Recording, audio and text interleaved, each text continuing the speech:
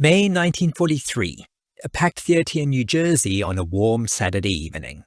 Audiences take their seat to watch two cartoons before the main feature begins.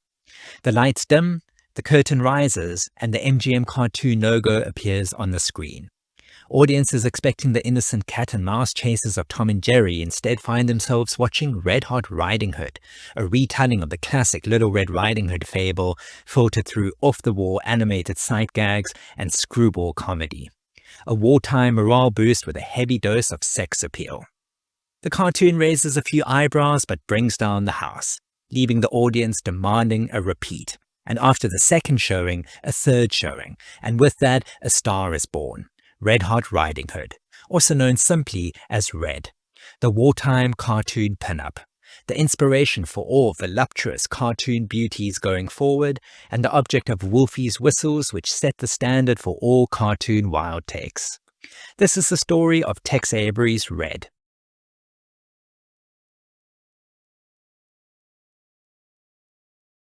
In July 1941, after 6 years at Leon Schlesinger Productions, the company later known as Warner Brothers Cartoons, director Tex Avery quit the studio, and by September that year, after working briefly for Paramount Pictures, Avery had signed a 5-year contract with Metro-Goldwyn-Mayer, where he was to form his own animation unit and direct shorts in Technicolor, officially beginning work at MGM in 1942 under the supervision of producer Fred Quimby. There, at Hollywood's wealthiest and most prestigious studio, Avery reached his peak as a director, and during his 14 years at MGM, created 67 cartoon shorts, several of them genre-defining masterpieces. His cartoons exhibited a love of exaggeration in their use of absurd gags presented at breakneck speed and became known for their sheer lunacy, with a penchant for playing with the medium of animation and film in general. Avery's attitude towards animation was opposite to that of Walt Disney, who favored straightforward storytelling, classic draftsmanship, and realistic narratives, while Avery celebrated the cartoon as a cartoon, bringing brashness and an adult sensibility to animation that was aimed not necessarily at the family audience, but towards everyone, especially adults.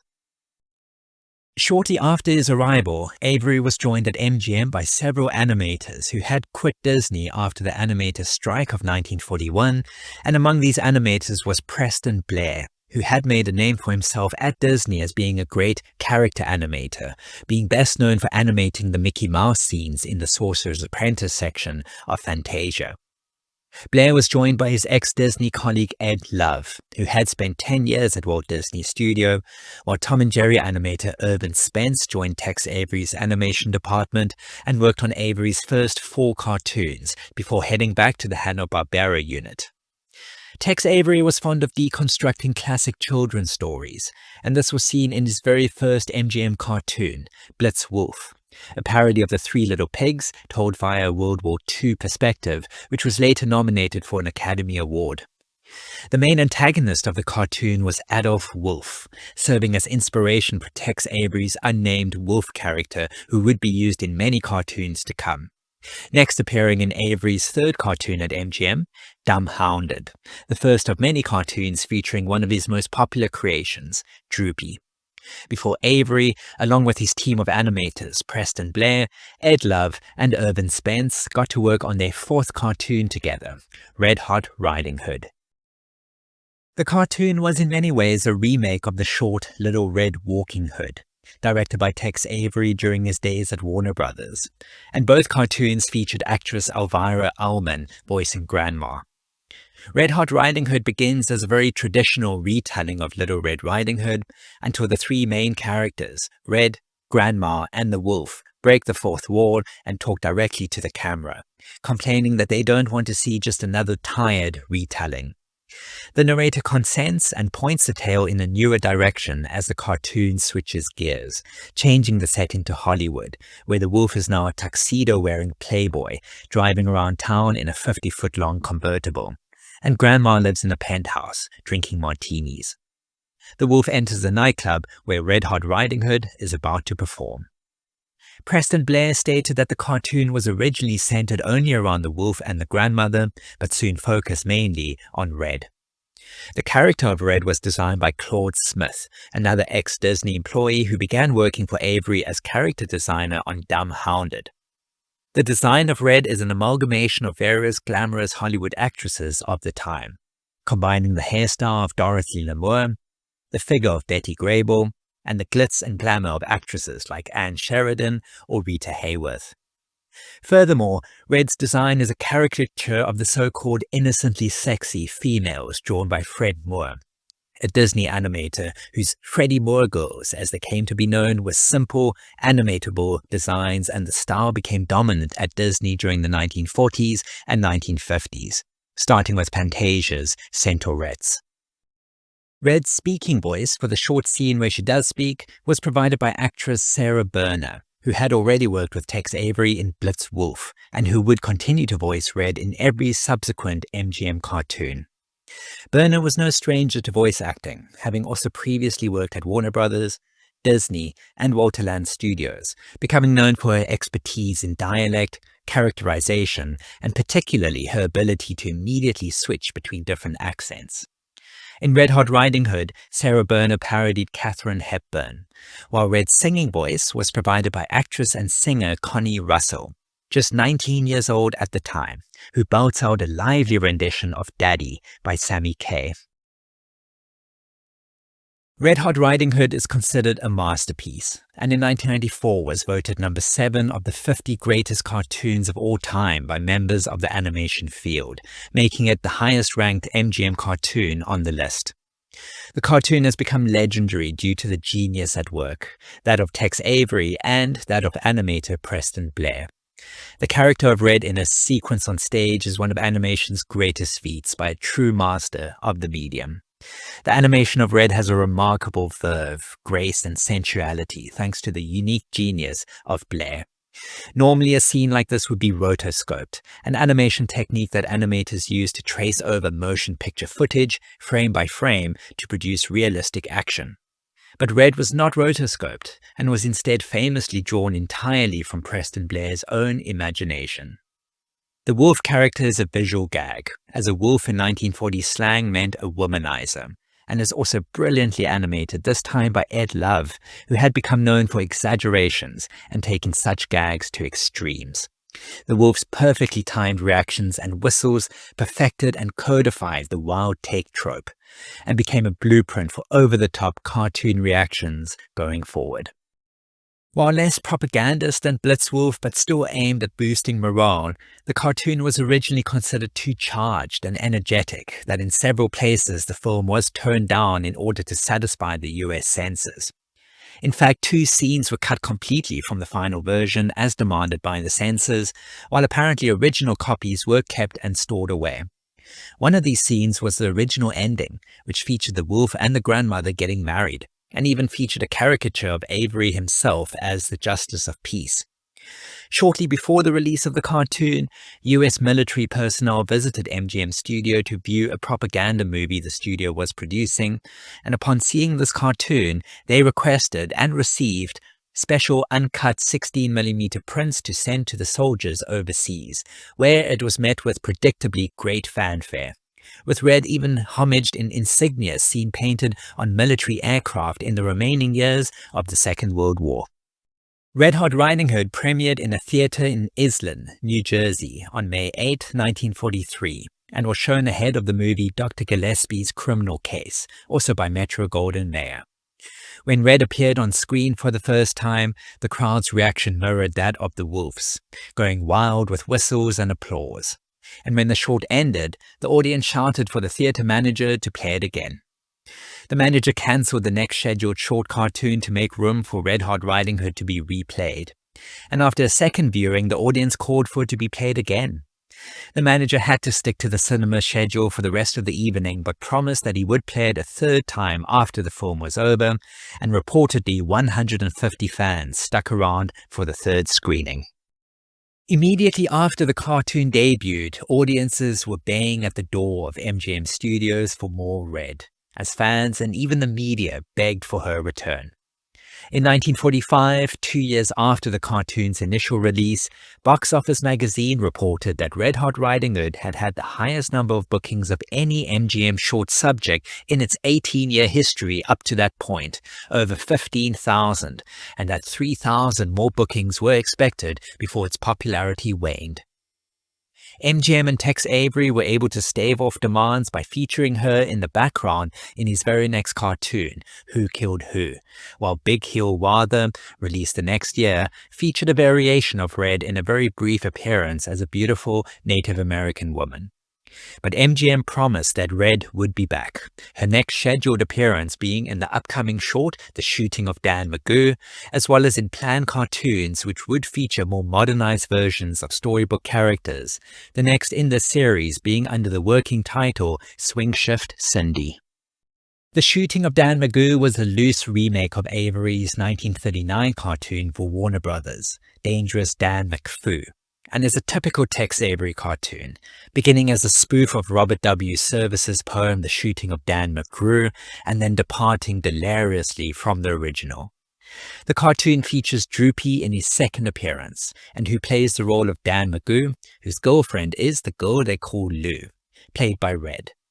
A few lines of dialogue are once again voiced by Sarah Berner, while Red, or Lou's, singing voice was this time provided by American pop and jazz singer Imogen Lynn. Red performs another Preston Blair animated song, a rendition of Put Your Arms Around Me, Honey, from the Broadway production of Madame Cherie, with tributes to all branches of the armed forces, and the wolf responds as wildly as ever, again animated by Ed Love. The Shooting of Dan Magoo was the next official appearance of Red, while the following Tex Avery short, Swingshift Cinderella, was a sequel of sorts to Red Hot Riding Hood. Begun in May 1944, now under the working title Red Hot Cindy, and released on August 25, 1945. Swingshift Cinderella is another one of Avery's deconstructed fairy tales, featuring Red playing the role of Cinderella, voiced by Sarah Berner, this time imitating Betty Davis. The short begins with the wolf chasing Little Red Riding Hood until the two realize they are in the wrong cartoon, and the wolf becomes interested in meeting Cinderella, who is less interested in meeting him. With the help of a fairy godmother, Cinderella gets dressed up ready for the ball, which turns out to be another performance at a nightclub, with her singing voice again provided by Imogen Lynn, who sings a song to the tune of Oh Johnny. Midnight approaches and the title Swingshift Cinderella anticipates the film's ending, when Cinderella leaves the nightclub in order to make the Lockweed 12 o'clock shift. Cinderella is a Rosie the Riveter, and Swingshift is a reference to the women who worked the swing shift in armament factories during the Second World War. Red appeared in Tex Avery's next short, Wild and Wolfie, another Western-themed droopy cartoon released on November 3, 1945, less than 3 months after Swingshift Cinderella. This time the wolf, now playing a cowboy criminal named Joe Wolf in this cartoon, successfully manages to kidnap the cowgirl singer, Red, from a saloon and is pursued by a posse of cowboys led by Droopy, this time voiced by Tex Avery himself. Wild and Wolfie is similar in many ways to The Shooting of Dan Magoo, but also a color remake of the 1935 Oswald the Lucky Rabbit cartoon Town Hall Follies, also directed by Tex Avery.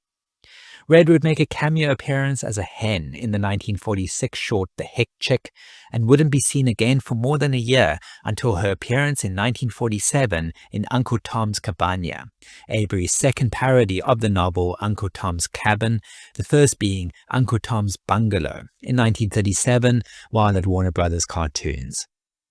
Uncle Tom retells the story of how he and little Eva, played by Red, joined forces to convert his cabin into a popular nightclub called Uncle Tom's Cabana in order to prevent it from being foreclosed by the evil Simon Legree, who plays the role of the wolf. The short was well received by audiences at the time of its release in 1947, but was later pulled from syndication due to complaints over its racial stereotyping. And the cartoon would also mark the last original animation of Red during Avery's time at MGM Studios. Red was voiced by Sarah Berner for the final time, with her singing voice again provided by Imogen Lynn, who this time performs a rendition of Carry Me Back to Old Virginia. Red's final appearance during this time was in the 1949 short Little Rural Riding Hood, conceived as an official follow-up to Red Hot Riding Hood, and is itself essentially a retelling of the Aesop fable, The Town Mouse and the Country Mouse. Here we have a stereotypical hillbilly version of Little Red Riding Hood, voiced by Colleen Collins, who is pursued by a wolf who gets invited by his cousin in the big city to meet the city's equivalent of his Red, the same version seen in Red Hot Riding Hood. The two arrive at a nightclub where they watch Red once again perform Oh Johnny, the performance of which uses no new animation but instead recycled animation from Swingshift Cinderella. And this performance would be the last we would see of Red during Avery's time at MGM Studios. While at MGM Studios, Tex Avery had Red appear in 5 official short cartoons, with cameo appearances in 4 others. All 9 cartoons were produced by Fred Quimby, while the music to each cartoon was provided by Scott Bradley, best remembered for scoring the original MGM Tom and Jerry cartoons. In the 1950s, the Seal of Good Practice television code rejected Red from TV due to her risque nature, and this prevented her from appearing in the Tom and Jerry comedy show in 1980, which featured other MGM characters appearing alongside a rebooted Tom and Jerry. The code was disbanded in 1983, which allowed Red to appear in the next Tom and Jerry reboot, Tom and Jerry Kids. The show was produced by Tom and Jerry creators William Hanna and Joseph Barbera, and also included segments involving other characters from MGM Studios, particularly Droopy, his son Dripple, and the Wolf character. And Red appeared in many of these segments under the new name Miss Vavoom, or Bubbles Vavoom. The 5th episode, Aerobic Droopy, marked Red's first appearance on screen in over 40 years. Tom and Jerry Kids debuted in 1990, and in 1993 a spin-off series was created, Droopy Master Detective, involving characters from the Droopy segments of Tom and Jerry Kids, and which featured Red in her Miss Vavoom form in the majority of episodes. Here, like in Tom and Jerry Kids, Red sported different looks, hair colors and hairstyles, and played similar roles, normally a damsel in distress character, a femme fatale, or simply a source of conflict between Droopy and the wolf. Here, the Miss Vavoom character was voiced by American actress and comedian Teresa Gansel. Red was next seen making a very brief cameo appearance in the Warner Brothers film Quest for Camelot in 1998, before making another brief cameo appearance in the 1999 Cartoon Network short Thanks a Latte, opposite Droopy and the wolf. In 1986, MGM were bought out by Turner, who were themselves bought out 10 years later by Warner Brothers, which meant Warner owned the rights to not only Tom and Jerry but all of Tex Avery's MGM characters, meaning that Red was officially added to the Tom and Jerry franchise, and as a result Red appeared in 3 animated Tom and Jerry films, each time voiced by Gray DeLille.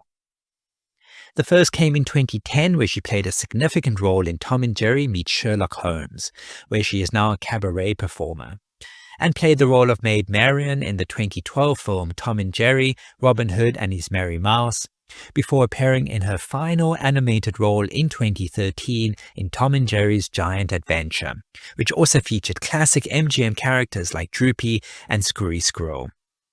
After Tom and Jerry's Giant Adventure, Warner Brothers would eventually retire the character from the cartoons due to changing sensibilities as a result of concerns from parents about the sexualization in children's programs. Outside of animation, Red made a handful of appearances in various comic books published by Dark Horse Comics, usually appearing opposite the wolf character. While Red was a playable character in the 2002 Game Boy Advance release Droopy's Tennis Open, where she appeared as Bubbles Vavoom. Red has also been the inspiration for later voluptuous cartoon pin-ups, serving as the direct inspiration for the Jessica Rabbit character in the 1988 film Who Framed Roger Rabbit, and later the Hollywood character in the 1992 film Cool World. Red's inspiration could be seen in Chastity Knott, a recurring character in the wacky world of Tex Avery, while a similar woman called Miss Shapey appeared in an episode of Tom and Jerry Tales. Both Tex Avery and Red were homaged in the 1994 Jim Carrey film, The Mask, which saw the titular character imitating the Wolf character in his reactions towards the nightclub performance of Tina Carlisle, played by Cameron Diaz, in a live-action tribute to Red. Tex Avery was fond of his Wolf character and had him appear in the majority of his cartoons while at MGM Studios. These cartoons were often more about the wolf but made a star out of his straight man counterpart, and like Droopy, the object of the wolf's unhinged whistles ended up stealing the show. Red was initially a hit with audiences back home, but word of her spread like wildfire among the troops stationed overseas during the Second World War, and the momentum behind MGM's unexpected cartoon star was too much to ignore. Red herself was red hot, a little too hot for the censors, which saw her effectively cancelled in the 1950s and then again in the 2010s after a brief comeback. Red still had longer staying power than her predecessor, Betty Boop, and her successor, Jessica Rabbit, and still holds center stage among the most enduring characters created by Tex Avery during his memorable time at MGM Studios. Is Red bad, or is she just drawn that way? Share your thoughts in the comments below, and also let us know if you can remember the first time you ever saw her on screen. Please like this video if you learned something today, and feel free to share this video with any red-haired femme fatale you may know who sees something of themselves in red. We all know one. Thank you for watching, and stay tuned for more cartoon history.